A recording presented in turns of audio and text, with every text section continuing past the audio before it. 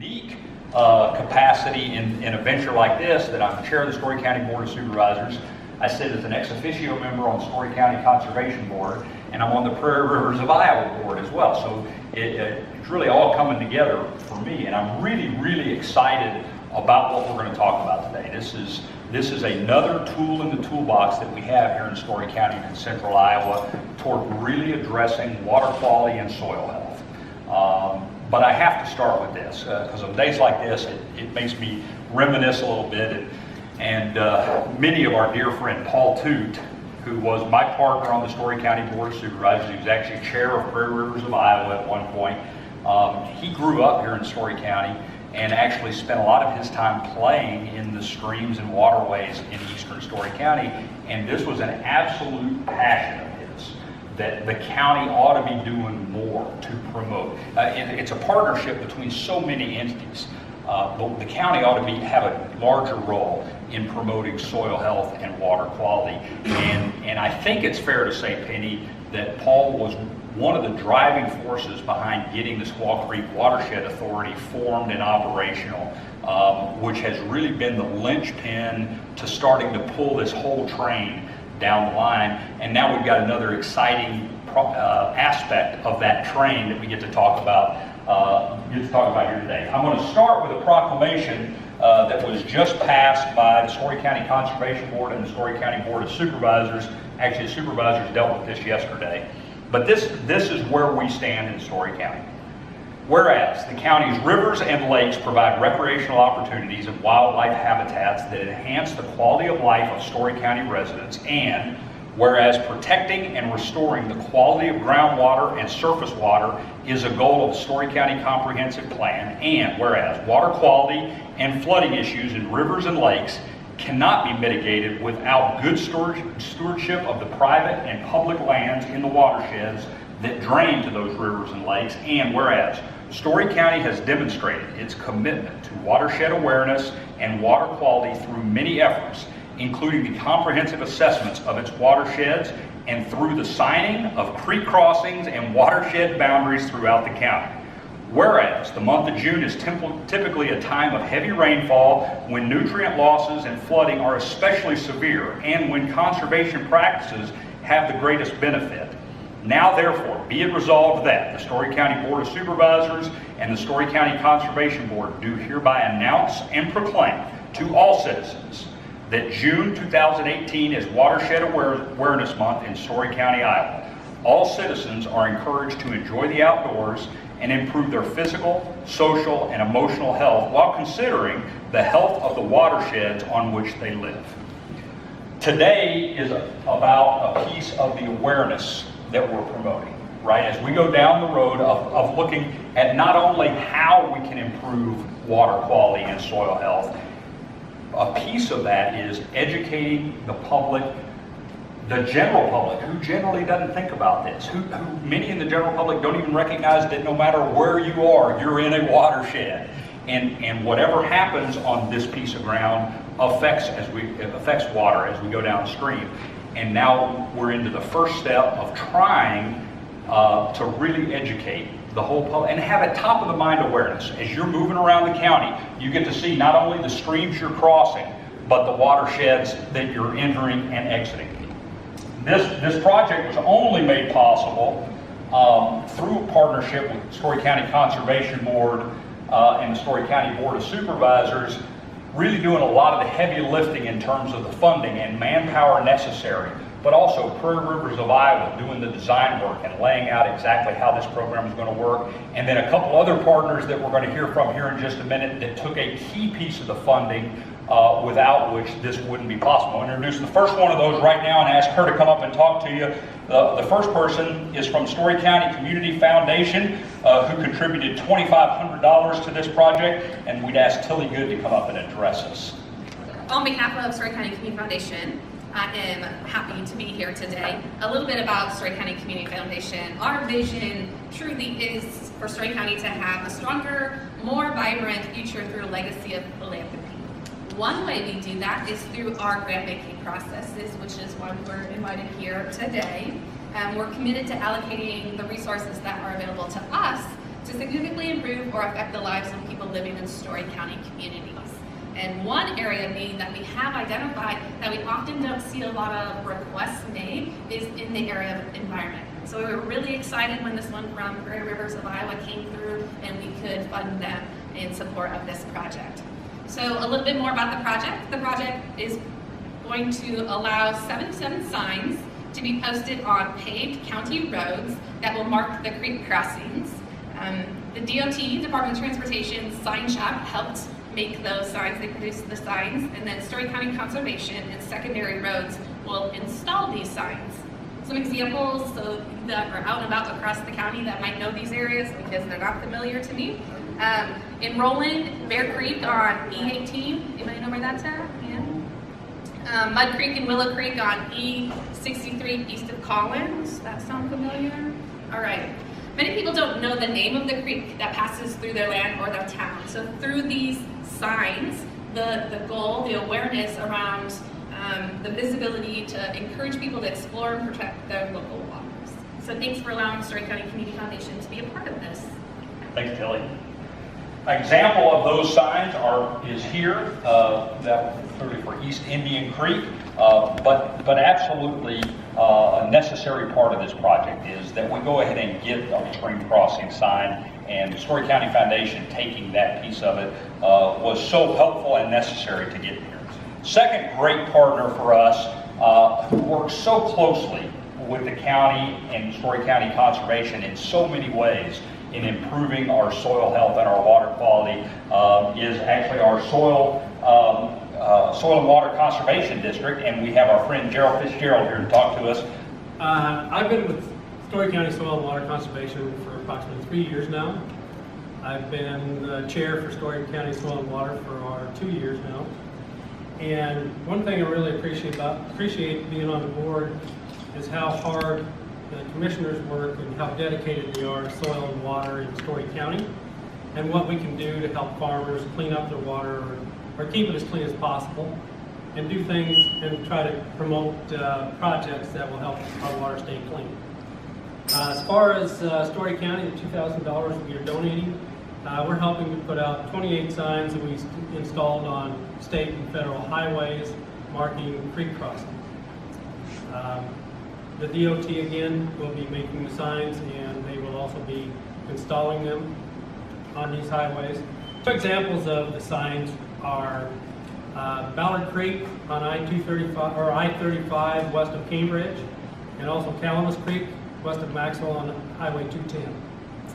Many people are going to see these signs, and by vehicle counts across these services of road, we figured there's a vehicle that's going to cross one of these signs over 189,000 times a day, which is huge. But also, by seeing these signs, it brings attention to local creeks that are otherwise just kind of forgotten about. And so by doing that, putting the sign out there, it also puts a face on county and statewide conservation efforts. Thank you. It's a vital piece. So as somebody who kind of likes marketing, the way you go about marketing is it's not the big full-blown, you get everybody to pay attention and it's one time and they see it once and it's over. It is drops in a bucket, right? We want them to see these and be aware of these as many times as possible, and that's how we're actually going to impact this and get to top of the mind awareness, because what we absolutely know, Gerald, is we know that if we want to impact the water quality in our larger streams and rivers, we better start by impacting the quality of water in our smaller streams and creeks. And to do that, we need to have full awareness that what happens right outside the door here in Gilbert is ultimately going to impact not only the Skunk River, but further on downstream and ultimately the Gulf of Mexico. Next, we get to hear from somebody that Story County is so lucky to have. So a wise decision was made a few years ago when we were in search of a new director for Story County Conservation, that we went and we found somebody who at that point was in Alaska and decided he wanted to come home and take over some of the practices that we had going here in Story County. And there's so many ways that Mike Cox positively impacts everything we do here in Story County. But I don't know if anywhere We have his passion surpassing what it is when it comes to water quality and soil health. And Mike, take us through exactly what you and your staff are doing to make all of this a reality.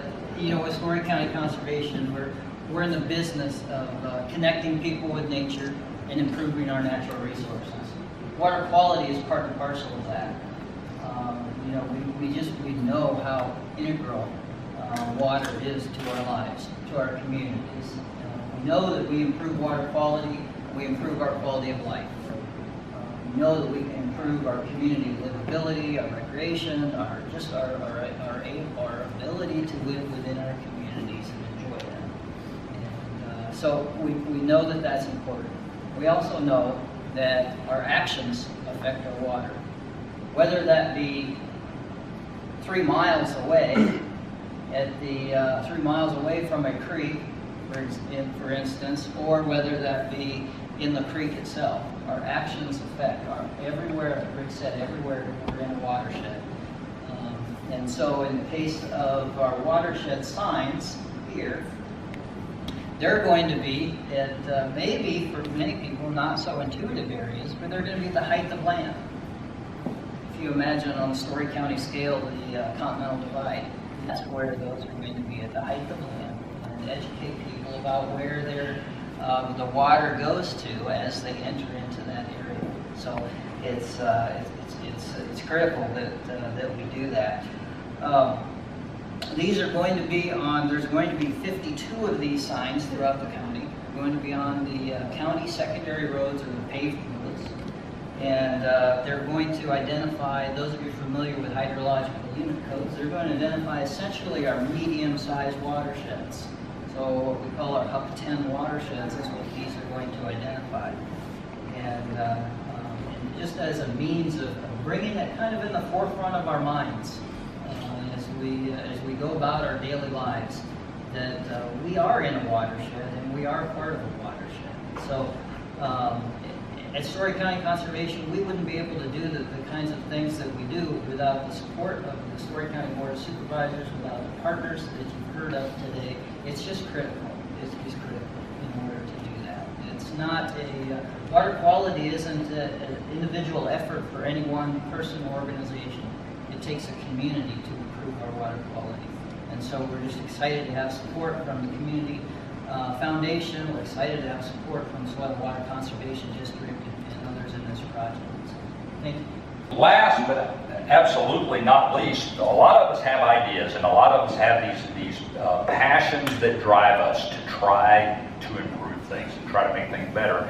And those ideas and that passion is only really worth something when you find a group or a person that can actually implement those ideas and passion that you have. And when it comes to watershed management and projects like this, Story County and Story County Conservation has found an unbelievable partner in Prairie Rivers of Iowa, led by Penny Brown Huber, who has a lifetime experience of being the implementer of what hopefully are great ideas. But Penny is the boots on the ground, and she leads a phenomenal team whose sole purpose is to take on a project and see it through to fruition, no matter what project they take on. And thankfully, now they've taken on the project of getting these watersheds, getting our education up for the watersheds and the stream crossings. And Penny, I'd invite you up to talk a little about Prairie Rivers and your role in this. Thanks everyone for coming. Prairie Rivers of Iowa is really thrilled to be part of this project. Our mission is really to promote economic development through the restoration and conservation of Iowa's cultural and natural resources. It's kind of a unique organization that works on those types of projects here in Iowa. And we've been working on water quality and watershed issues since 1999. It was one of the original projects when the group originally started. So we have a sort of a deep history in watershed projects. It has been great to be working on this project. We have also been working in the Squaw Creek and Kegley branch watershed projects, and they're really all a part of the headwaters of the South Skunk, and you're going to be hearing more about the headwaters of the South Skunk as we move forward. And of course, you you, I think, are aware that education and building awareness is really important to our organization. We really hope to help the public understand a little bit better about their place that they live in, and then just thinking about it as they travel through it on a daily basis, that it is a very, very special place. We could not do this without partners, and the funding partners have been great. We are particularly grateful to the Story County Supervisors and Story County Conservation. I think there's a lot of vision there. There's been a lot of vision put into the planning for the county's future long-range planning. And so we really know that improving our water resources, is one of those things that are at the top of the list to think about. If you didn't get a media packet and would like one, we have extras in the bag. You might want to pick them up because we've got a link now to an interactive web map of sign locations where they're all going in the county. So if you'd like to pick that up and be able to talk about that URL. The proclamation is in the packet too, and so that might be helpful. And we can always provide an electronic copy of that. Nevada, Gilbert, and Ames are all following suit on the proclamation, and they're going to be voting for it. I don't know if did Gilbert vote on a Watershed proclamation? Okay, yeah, so it's really exciting to think that, the supervisors led the way, and now the cities are following and leading their way.